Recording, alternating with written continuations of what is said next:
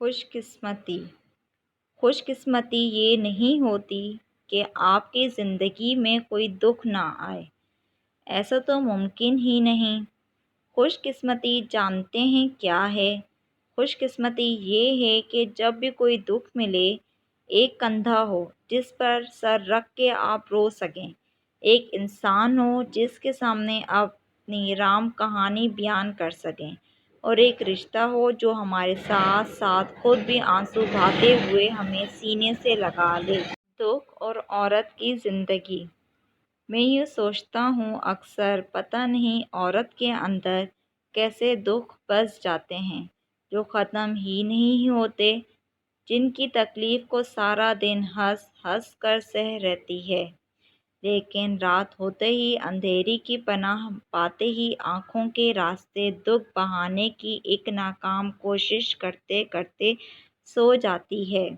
کوئی نہیں جانتا کہ عورت کی آنکھیں صرف آنسو نہیں دکھ بہاتی ہے، کبھی ماں باپ سے بچھڑ جانے کا دکھ، کبھی بھائیوں کی بے نیازی کا دکھ، کبھی شوہر کی بے رخی کا دکھ، کبھی اولاد کا دکھ، گھر میں ہر شخص کا کام کرنے کے بعد کچھ اچھا سننے کی چاہ میں تھکن سے چور وجود کا دکھ، کبھی اولاد کی لاپرواہی کا دکھ، اور کبھی کبھی سب کچھ پانے کے چکر میں خود کے کھو جانے کا دکھ۔ یہ ہے عورت کی زندگی، حقیقی زندگی،